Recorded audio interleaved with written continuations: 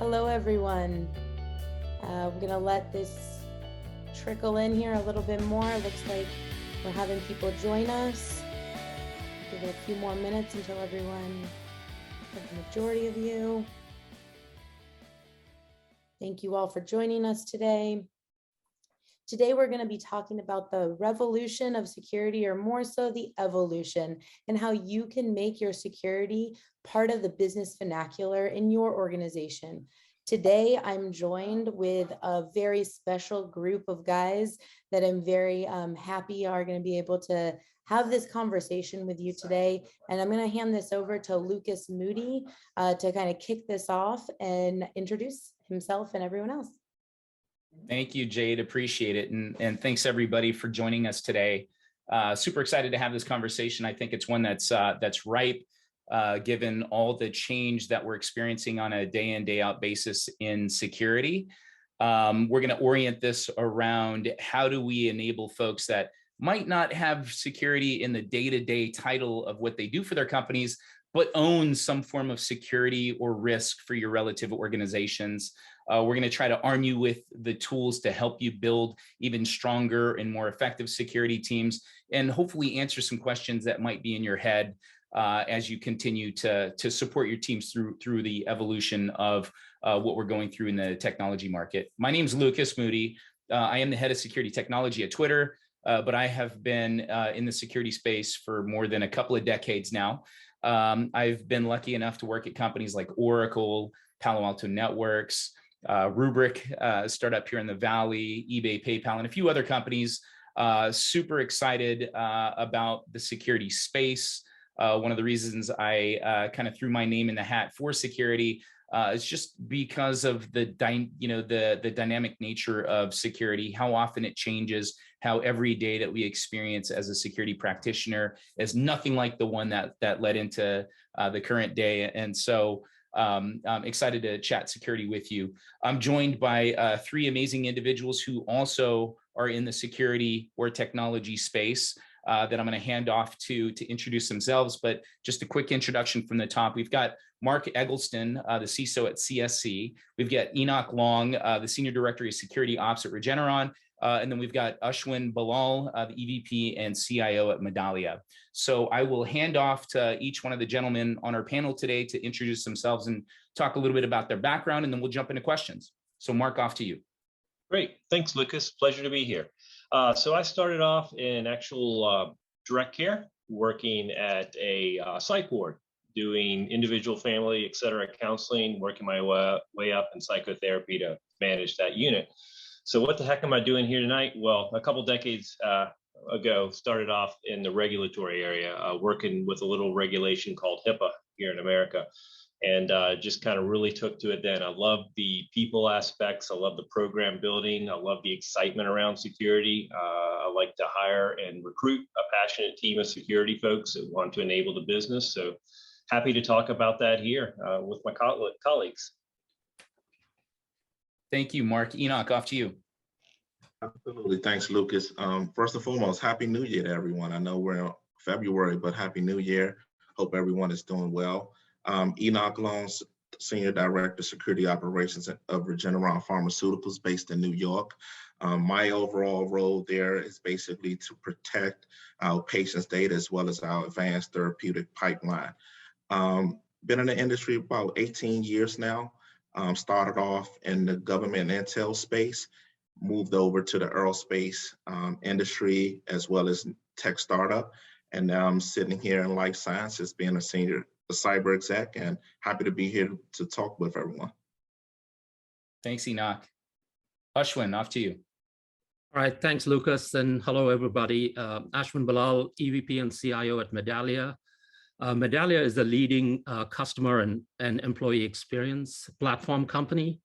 I've been at Medallia since 2016 as their first CIO, and I'm responsible for IT operations, security, business applications, in addition to which I have workplace services where security is important, now physical security, and working remotely, that's taken a new flavor. In addition to which, I also own procurement and travel, I'm customer number 0 for Medallia, doing Medallia at Medallia, and I've also built a product for shared services, including the CIO.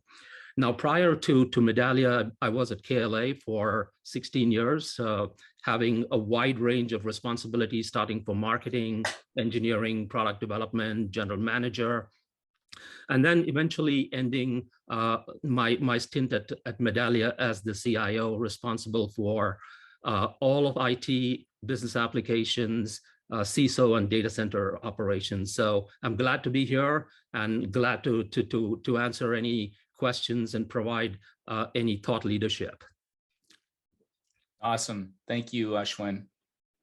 All right. So with that, we've got an amazing panel today. Super excited to get all of your points of view, whether it's in the security space or maybe peripheral to security in support of those who care about or have a responsibility in security at the respective orgs. So why don't we hop into it then? First and foremost, there is a lot of change that's happening in security. Security is now making its way further and further up into the companies that support our economy. CEOs are taking a bigger interest in security. CFOs are taking a bigger interest in security, and CISOs are now making their way further and further up into the organizations, which is leading to a situation where now we have sometimes CISOs that report into general counsel or to direct to CEO or to CFO or name your poison. And so I guess with that as a backdrop, I'd love to hear your respective points of view on how these leaders can take on a very technology-oriented domain like information security or cybersecurity and support the evolution of their teams. What do these executives need to think about, care about? What are the questions they can ask to their teams to help them grow, to ensure that they've got the right points of view into these orgs that they're responsible for? I will start by just handing the baton to Mark. I'd love to hear your thoughts on this space. Yeah, well, I guess, Lucas, when you first asked a question, you're talking about how to lead security or the technology piece of it. And I think when you're working with executives, boards, and other folks, sometimes you're going to have to shed some of that technology acumen, some of those technology acronyms and things like that, right? And, that's where security has historically gotten a bad rap. You're making it more about technology versus a business. How can I understand this if you're not making this a conversation? So, there's great resources out there on what to present to the board. NACD, National Association of Corporate Directors, comes to mind. But, 9 times out of 10, you should probably disregard that initially and work to form relationships. Ask the board members, ask your stakeholders. Doesn't have to be the board. What are they looking to get out of security? What things have security been, more friction in the past, and then kind of think of ways and understand their perspective, what they're doing, and try and add value every day to that. So that's something to do at the executive level and, sponsorship level. With your teams, this is really, really getting important right now because it is getting so competitive out there for talent, right? So making sure that you are the program to come and work for, making sure you have career ladders, making sure you're giving people technical options if that's their passion. A lot of us, myself included initially, was very technical.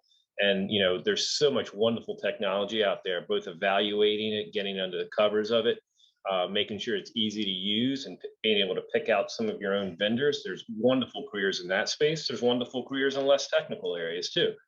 How to get great education points and protect your workforce and making sure they get security. There's areas in that. There's areas in vendor management, again, in a less technical area. So just working with them where they are and making sure you're giving them career paths and empowerment, time to study, time to learn new things, and making sure you're endorsing them in those things, making sure you're allowing the PTO to do those things. And, generally having them be your shadow at a lot of places. I love giving other direct reports that haven't really given much presentations, the ability to take some of the public speaking offers that I get, because that's really essential to making your way up in security, is being able to make salient, concise points and, win over your audience with the things that are important. So lots more to say about this, but I'll start with that. No, it's good stuff. A lot of what you said actually resonates with me pretty significantly. One, around talent, the difficulty in acquiring and keeping talent in the security space these days.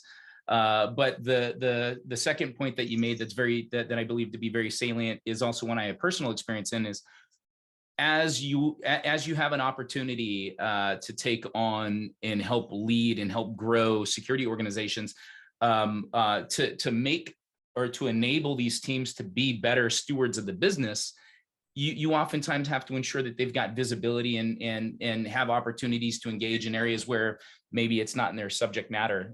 For example, I had the pleasure of reporting into CFO, and it was one of the greatest learning experiences I personally had. I kind of provided the value that I provided on the security side, but I learned a great deal on the business and finance side that I otherwise wouldn't have had exposure to. And I think those are things that we sometimes forget about, but it's such an important thing. So appreciate that. Enoch, I'd love to hear from you on the subject.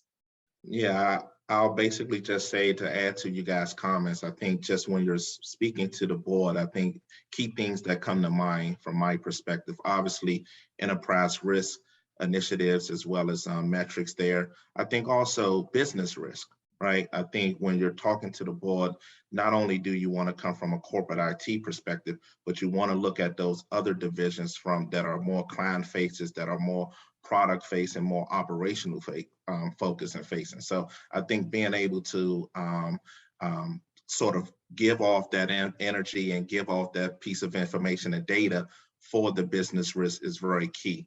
I think from a team perspective, one of the things I've always seen and always sort of wanted to stay focused on is diversification. And not only just from a skill perspective, I think personality wise is very important in how you build a team and from different backgrounds, right, with a common mission.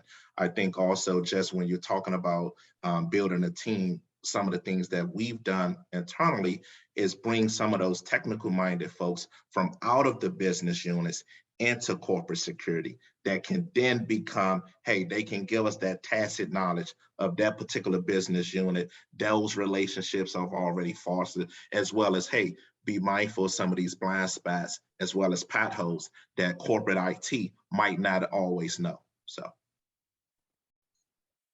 Good stuff, Enoch. Appreciate that, and I think you've kind of resonated one of the points that Mark brought up as well, which is how do we simplify what can be a very complex, convoluted space of security that straddles technology, it straddles enablement, it straddles regulation, and how do we make that kind of accessible to those that aren't technologists? And then to your point, and I think Mark's actually an example of this. How do we get thought diversity into the security space?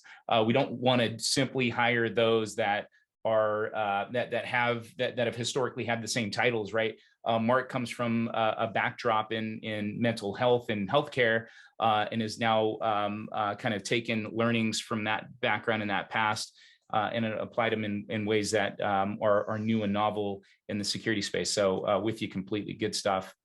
Ashwin. Yes.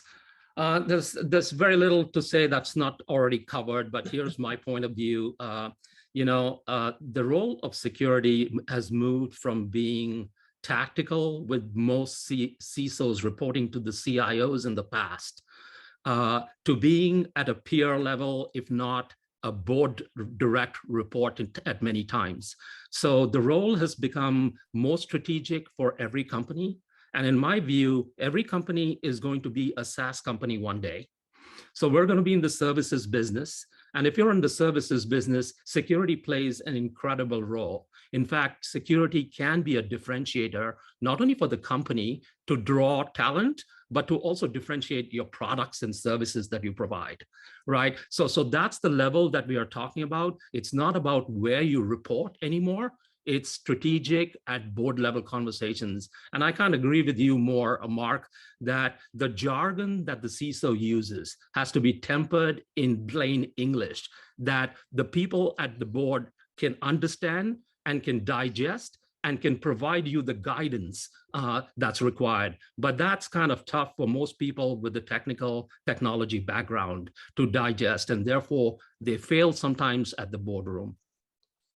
No, it's a great point, Ashwin, and I actually think that parlays well into another topic that would be ripe to delve into, which is what should be the topic of conversation. How should you frame a conversation with the board? What is the board going to be most interested in, maybe from a prioritization standpoint, or from a metrics and reporting standpoint, or what are the right topics? We've seen that evolution that you're talking about, which is historically security was specialized engineers that supported technology enablement organizations. That's no longer the case. I mean, now to your point, security leaders are strategic members of the extended executive team. And so, responsibility for those in that space is obviously growing exponentially. So I guess with that, then, and we'll go backwards. I'd love to hear from you again on this, Ashwin, because it sounds like you've got passion for the space. What are the things that security leaders and or those that are responsible for security risk in some capacity, what are the topics that are ripe for the board level from these individuals? I mean, Lucas, here's the point with security, right? I mean, you can't say I'm playing offense. Much of the time, security and the roles and the kind of things that we are put in is playing defense. At the board level, you want to provide comfort that you are the right kind of leader who has the right level of team, that has the right set of tools and the right set of processes to mitigate any risk that the organization or the enterprise is exposed to. And that's more than important. And that kind of addresses, are you building the right team? Are you developing, retaining the right talent? Are you getting exposed to the wide array of information, best practices from your peer group? How are you bringing that to bear? And it's not about, okay, what about the vulnerabilities? And you don't need to talk to the board level at vulnerabilities, and these many vulnerabilities were Sev 1s, Sev 2s. And I hear that many times when I'm at the board, and I'm like, what's going on? So my view is, how do you distill this thing down to a level that the board feels comfortable that they have the right leader to begin with? And this is a leadership kind of role more than anything else. And that's what should be more important for technologists who come into that role, to say, hey, do I have some background in finance so that I can engage with the CISO to get me the budget required, right? So those are kinds of traits that you have to learn, along with how are you developing the technology, how are you working with your peers, because you may not know the answers. And more importantly, my view is, how are you working with a network of startups there that are solving problems? That's fantastic, Ashwin. Totally resonates with me. You brought up this point around every company is a SaaS company, and I agree. I would almost extend that to say that within 5 years' time, if it's not already the case, every company is going to also be a data security company in some capacity, because you're going to have responsibilities as stewardship of your customer data, and we're all SaaS companies, to your point. But on the other side, thinking about what board members care about, I think there's a litmus test. What can a board member do anything with said data? If you were to provide information about a vulnerability or talk about one of the incidents that you had to manage in this quarter, what is the board going to do with that, right? So it's good stuff. I'd love to hear from you on the subject as well, Enoch.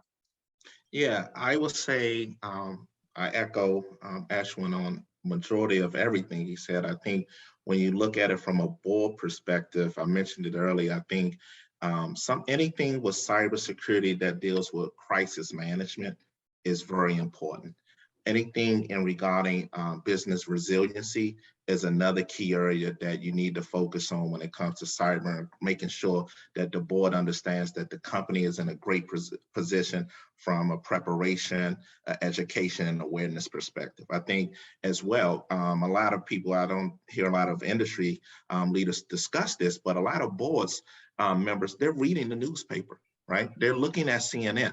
So being able to make sure that you have a great answer, a great response, a great preparation, a great strategy, operational or business, that responds to any of some of those cyber attacks that are out on the street, out in the market, out in the media as well. And I think just anything around geopolitical activities, whereas though obviously you see lately Ukraine and Russia and things like that, and what is the applicability to your particular vertical space. And so I think those are some key items that you always want to make sure that you have when you're coming to speak to any board. Absolutely. And Mark?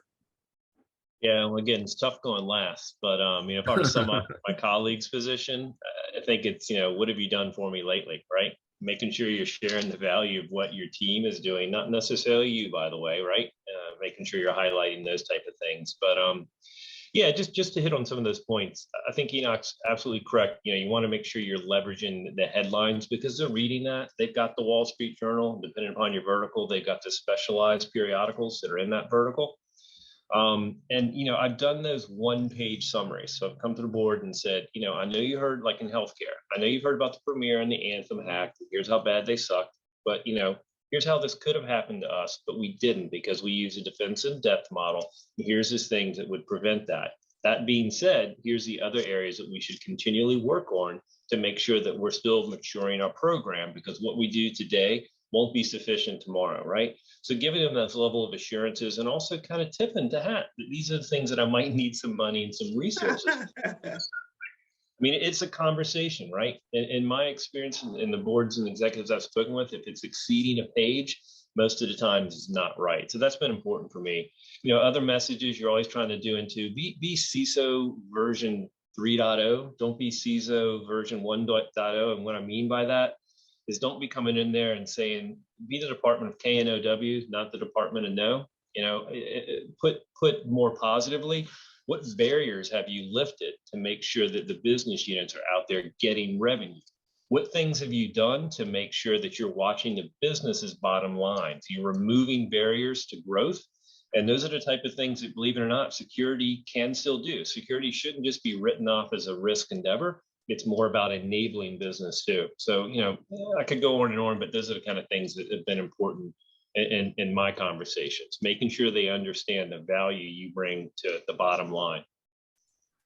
Yeah, that's something that not only have I heard from those that are practitioners in the space, but outside of the security practitioner ecosystem, we're hearing leaders come to the table and say, I really want for security to be a partner to the business. Obviously, in the event that you have to say no to something and stand in the way of something because it's going to present existential risk to our business in some way that we haven't anticipated.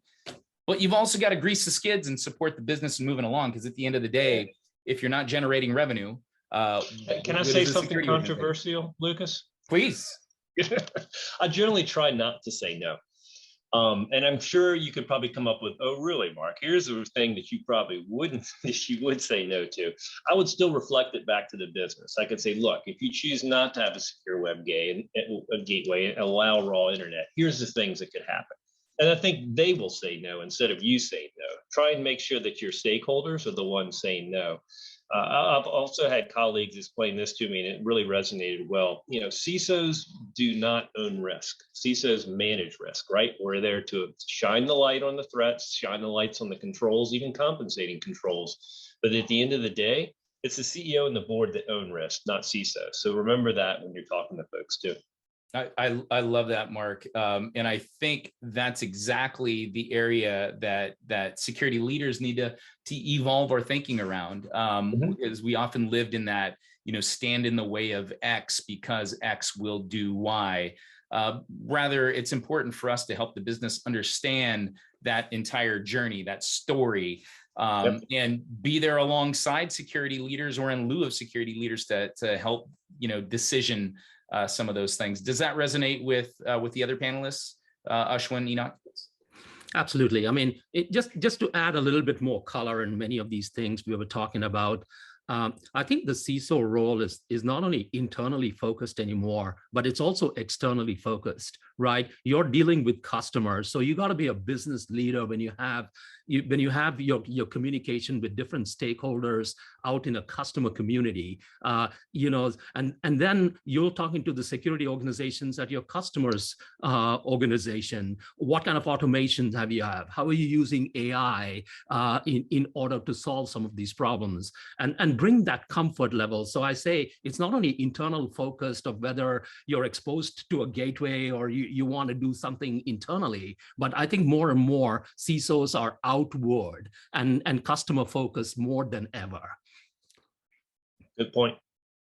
Absolutely. And I think you made this point earlier as well, Ashwin, that look, security can be a competitive advantage for companies that invest in it appropriately. And part of that investment is getting the CISO out in front of customers to help customers understand that, that company X, the company I'm at, invests in and takes security as seriously as you do. And here's how we do it, right? So yes, absolutely, couldn't agree with you more.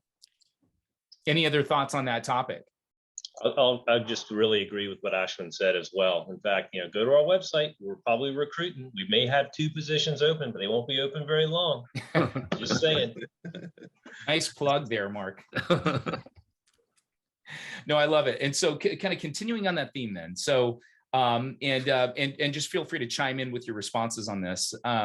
There's kind of 2 things that I'd love to kind of shed some light on.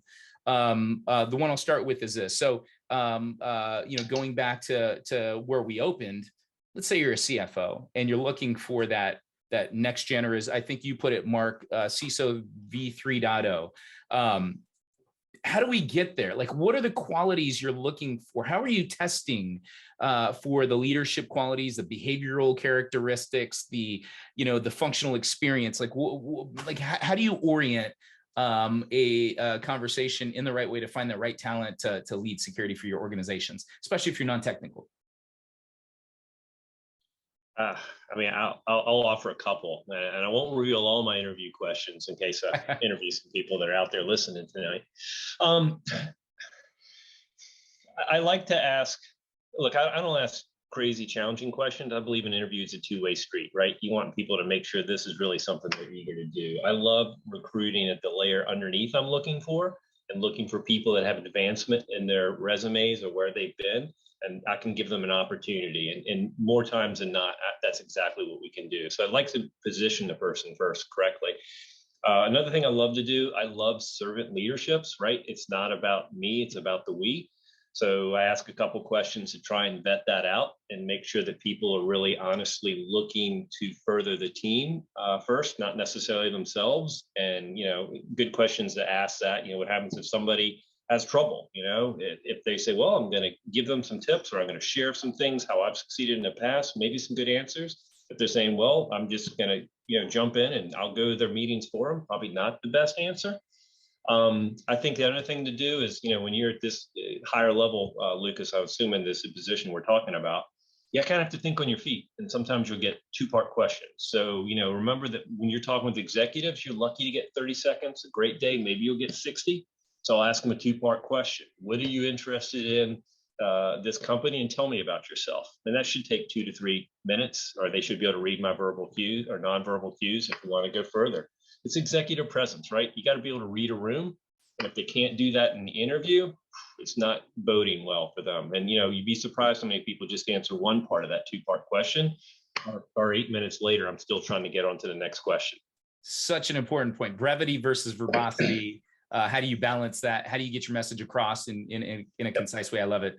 Does that align with the approach that Ashwin or Enoch that you would recommend to those hiring into security, specifically maybe hiring a CISO or a CSO? Yeah, from my point of view, I think it's very important to, I'm very big around mentoring and coaching and developing upcoming talent. And so for me, I'll be looking for, hey, who have you developed into to be a CISO under your leadership, or the next CSO? Where's that sort of talent being developed at? Who is interested to come work for you if you're coming here? Who is have that trust and faith that will follow you, right? That tells you a lot about a leader, in my opinion. I think the other thing is all around diversification. I think you can get a little dangerous if you're hiring for a security leader or an executive, and that's all they've done in their background, as well as not only just from a competency perspective, but also from a vertical perspective. Because anyone can be successful in security in one vertical for 20 years, you should. But could you be successful in another market or another industry in that sort of same role. So that diversification, mentoring, leadership, things are I like to pay attention to. Good stuff. So think about things like being involved in security in multiple verticals, multiple industries. Think about thought diversity within that, i.e., are you a security and only a security person? Have you supported enablement in their business in other ways that are peripheral to security? Absolutely. Any other thoughts there, gentlemen? Yeah, I mean, the only thing I'll add is that the CISO is only as good as the direct reports around the CISO, right? And so how are you enabling and getting complementary skill sets from people who have been in different lines of businesses, saying financial, healthcare, and those are most stringent, and how are you rounding out your team?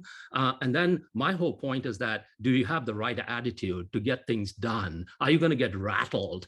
Because that's what you're going to live. I mean, you're going to get a call at 3 a.m. How are you going to react to these kinds of situations? So those are all those important traits outside of the technical skill sets that you bring. Is that what are the other tangibles that you bring into your job that helps the leadership and gives the confidence that you got the right security leadership and team? I love it. Actually, it's a great point that I think that others need to really think about, which is your CISO or is your security leadership a calming force, or is it an anxiety echo chamber? Because it's really important, not so much on a day over day, although it's important there as well, but in a moment of crisis, your security organizations really have to help the rest of the organization feel confident that you're getting to the right outcomes, right? So couldn't agree with you more. All right, so now we've talked about, we talked very high level. We talked about kind of, stewardship at the board level, at the executive level. We've talked a little bit about how to be a strong security leader and how to bring in strong security leadership. But let's maybe dive one layer deeper, get a little more tactical, but get into some of the mechanics of doing security. Before the call started today, we talked a little bit about like areas of investment. There's security organizations now are responsible for a wide berth of different roles and responsibilities, application security, infrastructure security, cloud security, thinking about, implementing zero trust and security operations prevention versus detection and all the rest, right? But there's one area that we're seeing a lot of disruption in, and rightfully so. It's a space that hasn't really evolved too much over the past couple of decades, and we're still seeing a lot of evolution today, and that's in the space of detection. More specifically, how do you support really rapid detection and containment of threats in your ecosystem? So within that, let's say going back to the use case that we had earlier, so you've got the CFO's got this new responsibility in leading security. CFO also has then the extended responsibility of ensuring that the teams are evolving in the right way. Let's talk about that in the scope of detection and containment. Like from your experiences, and we all have diverse backgrounds in ops here, what are the areas, what are the next gen areas, what are the disruptive areas in which you're investing or anticipating or encouraging your teams to invest in that category? All right, well, I'll start it off. I'll say, going back to 2008, 2009, just realistically, ArcSight was the king of the hill when it came to SIEM and threat detection and correlating events and that threat detection engine. And me personally, I thought it was a very great product, right? I think as that detection engine and the SIEM market started to evolve and the industry started to shift around large data sets, you saw another product company kind of sort of come and take over the king of the hill from that perspective. And I think, as Splunk took over and you look at those sort of big data platforms, QRadar was out there as well. You see other products like Devo. The key thing that it always comes down to is what is basically the security threat detection, the logic that you can develop and build and fuse within these sort of platforms. And I just say from a new perspective, what I'm seeing coming down the pipeline just realistically is that we've made a heavy investment into big data platforms. We have a large investment around personnel, obviously outsourcing when it comes to use case development. The key question now I'm looking at is how do we optimize that? How do we make sure we have that aligned to the specific frameworks and attacks? And one of the products that we're really focused on is Anvil Logic. And so Anvil Logic is a product that has really sort of helped us not only from a use case development side, but just the optimization and the maintenance of all of that security intellectual capital, as well as that capacity that is needed. So that's one product that I think has definitely helped, not only from a threat detection, but it helped from a labor cost perspective, whereas though it's been able to optimize some of that response time and that man hours that we're putting in there. And also, now be quiet here, when you're doing a lot of use case development, that creates a tremendous amount of manual errors. And so having a product that can sort of develop those sort of use cases and that type of threat detection logic for you also eliminates that as well. Any other thoughts in the subject space, gentlemen? I mean, sure, I'll offer up. And I have to say, Enoch, when you mentioned ArcSight, you sent shivers up my spine. To this day, that remains one of my worst technology decisions, not because it wasn't an incredibly extensive platform, but it sucked the life out of several FTEs to keep it just running, let alone try and threat hunt on the platform. And I think ultimately that's why a lot of people have moved off from it. In fact, I'll say, SIM is long been dead, in my view, for really having a progressive way to find true positives rather, and decline or lessen your false negatives.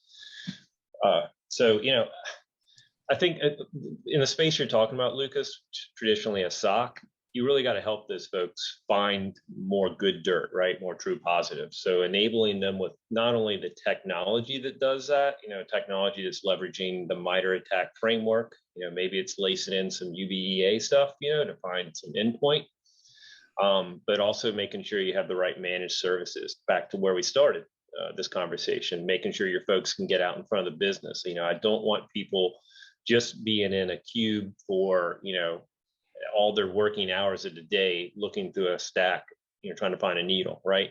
We got to help them get more true positive through both value-based managed services and great vendors that are doing progressive things and thinking of looking at security sources outside of just logs. There's a lot more ways, all the technology that we've invested in the last decade or so has given us a lot of special use-driven security appliances and technology, and there's a lot more fidelity coming out of those machines. So getting a platform that can take that in, I think, is very, very valuable.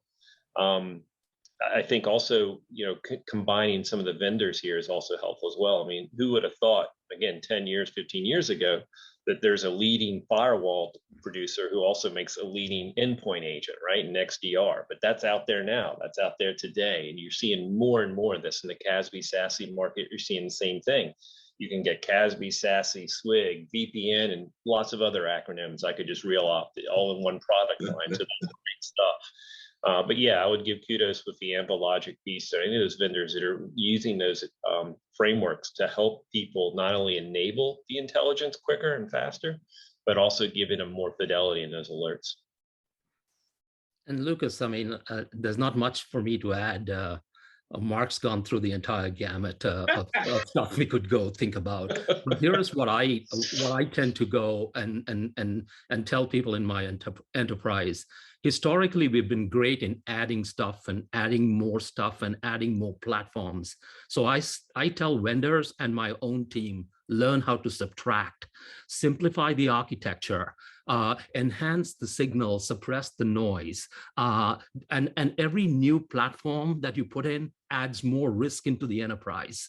So I leave folks with that thought that more is less, less is more. Yeah.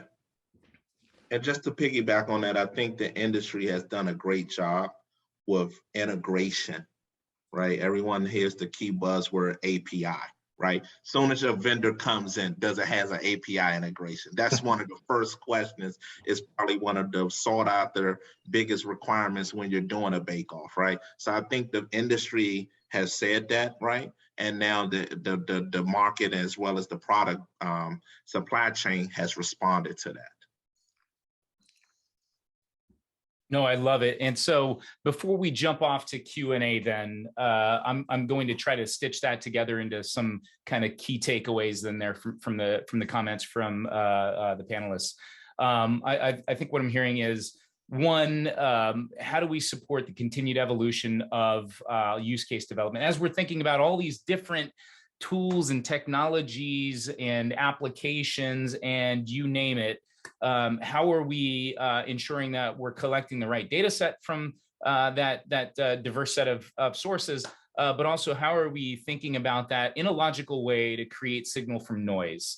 And then that plays into some of the things that I think all of you shared, which is, look, sometimes I think the way you put it is sometimes less is more, i.e. the less things that we put in front of the very talented folks that sit in our operations teams, but that are higher value, the more return on investment we're going to get in ensuring that our company stays safe and that we're managing risk in a way that security leaders have a responsibility to do in the companies that they're at. I also heard some things around product integration, i.e., how do we stitch together the tools and technologies that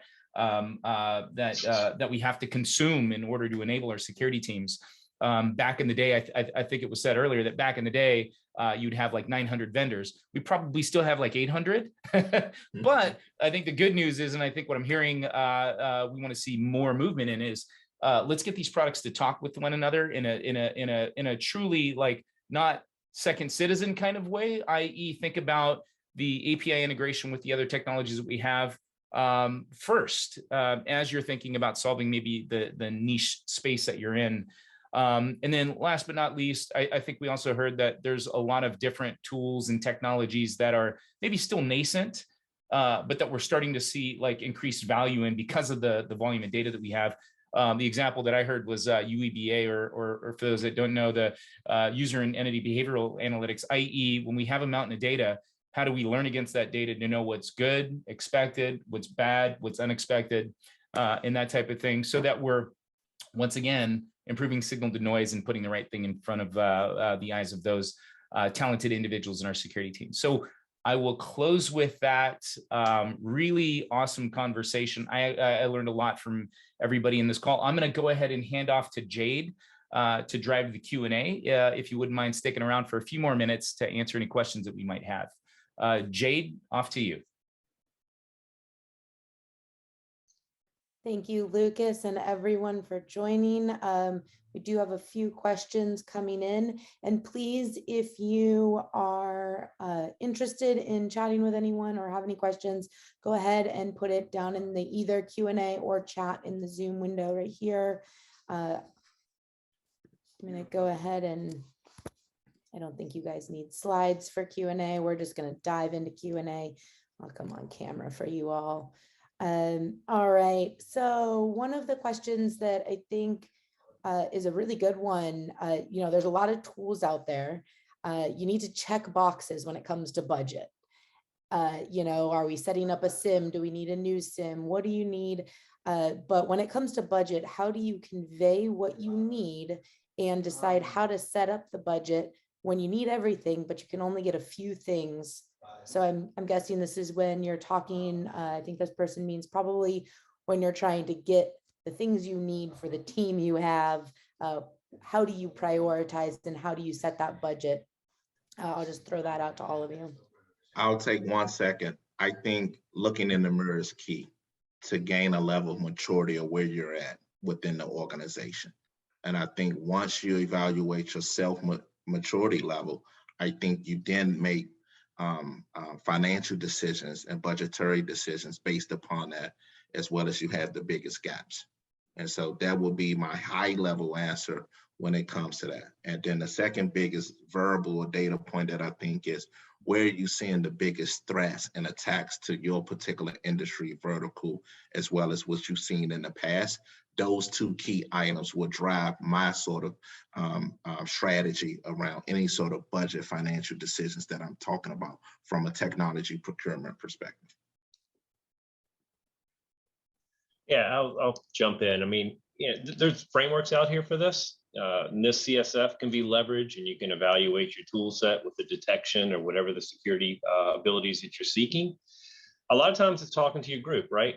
what is it you like about this tool? What do you not like about this tool? If you have consensus about that, and it's also maybe it's a legacy tool that's kind of like your cable bill, it just creeped up every year.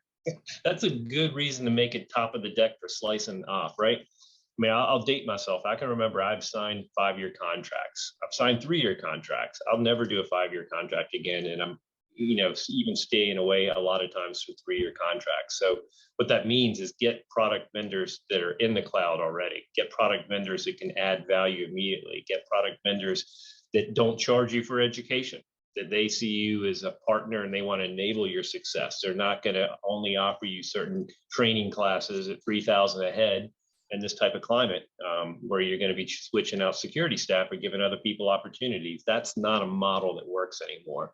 So a lot of times it's just asking your people who are working in your department, what do they like and don't like, and then mapping it up with some level of what type of controls you're looking for. Is it defensive, detective, something else? And making sure that you've got a vendor too, from talking with other CISOs. That's another thing that helps us vet products, right? We're talking with other people and what products do you like and dislike and which vendors. And, all those things kind of really help determine which products you're going to get. All right. There's another question here. Do you think your security operations can keep up with your business demands? And I'll go ahead and add on to that and take it one step further a little bit.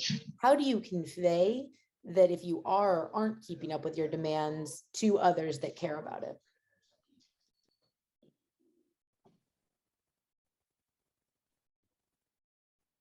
So I'll jump in.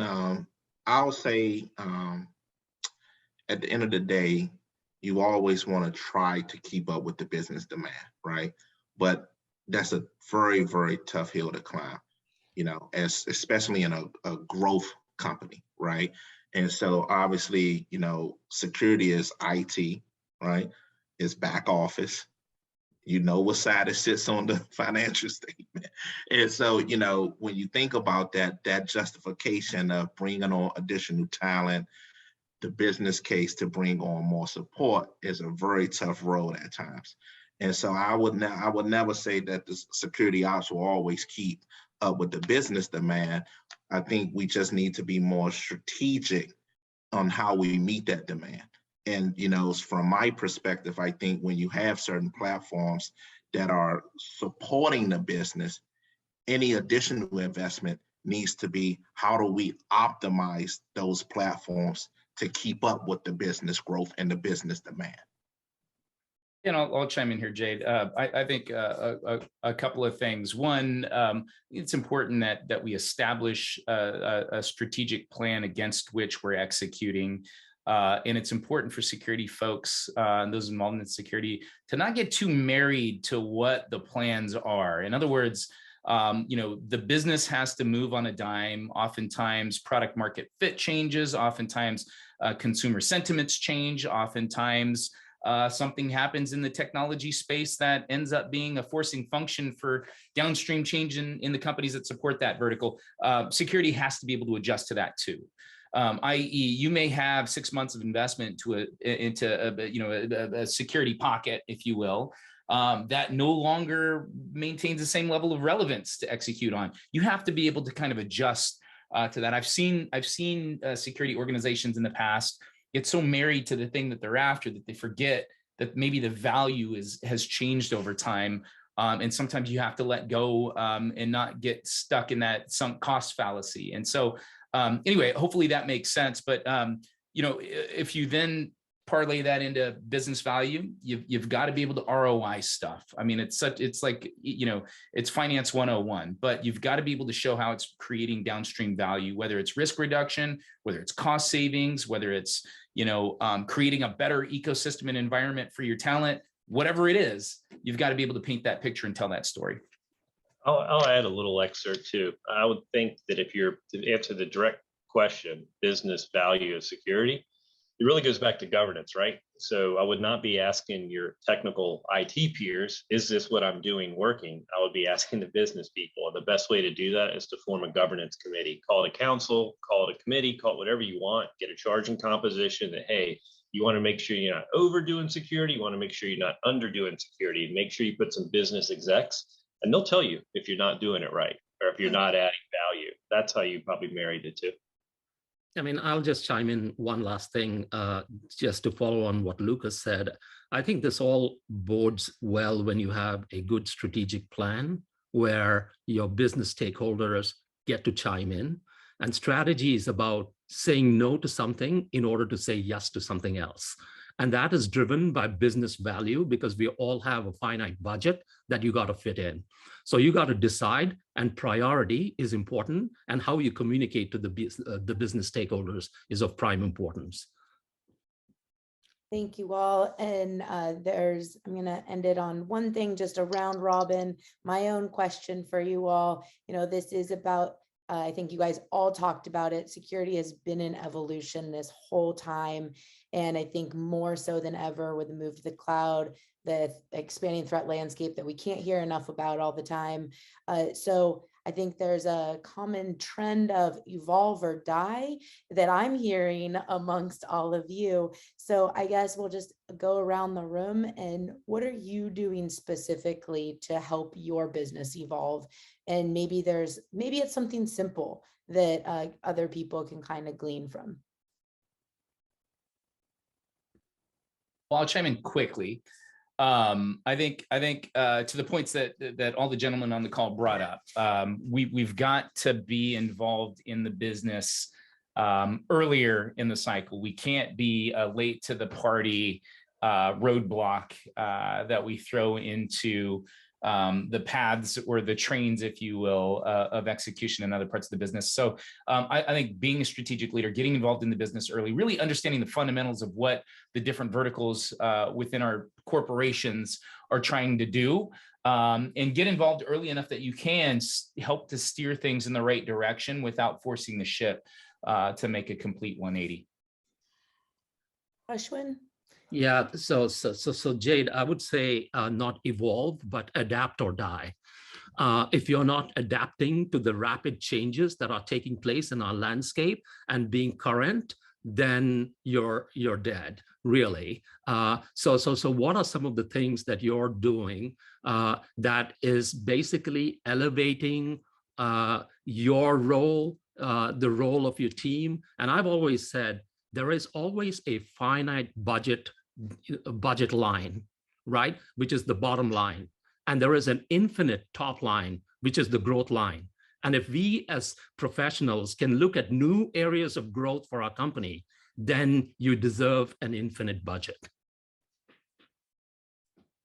I think everyone will take their infinite budget. Yes. Everyone listen to that one. All right, Enoch, do you have anything that you've been seeing?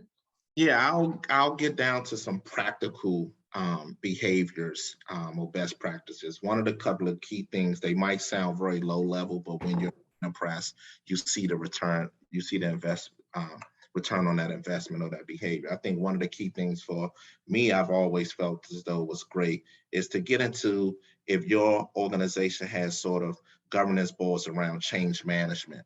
So obviously within these change management meetings, you're identifying what is happening from the business, from a network perspective, from a technology solution deployment. I think another best practice is stay right next to the cloud operations and the cloud engineering teams. Live with them, because that's where you're going to learn about a lot of new business solutions, platforms, and the digital transformation that is happening under your nose that you might not have no clue about. I think another one also is, when you look at organizations, I'm in the security operations role, but we have a GRC organization, and they own that relationship with the business. And so I'm always constantly meeting with the GRC peers of mine to say, hey, what are you hearing from the business? I want to be in that 15-minute chat. I want to be in that 30-minute chat, because all GRC leaders might not convert the information or the business requirements or the business demands as you will see fit. So I think that's another practical step that we take. And then from a technical perspective, there's some governance roles around when you're doing deployment SDRs. So sort of when you're deploying different solutions and they're going through the board to get sort of networking and engineering reviews. You want to stay close to that because that's another loophole that you might could miss of a solution that's coming on place that can bring on additional risks. Thank you. And we are definitely over time, Mark. I do want to let you jump in there if you have anything. And Oh, I'll Sorry, keep this I simple. apologize.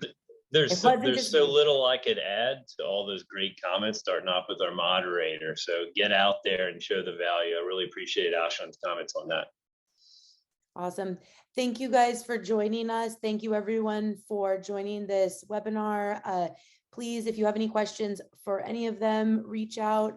We will direct them to them. You can go at info or Jade at Anvil Logic, and we'll make sure to get those to the speakers. And alternatively, if you are interested in Anvil Logic and want a demo or a pilot, please definitely reach out also, and we'll get you routed to the right people. Thank you again, everyone, and have a great day.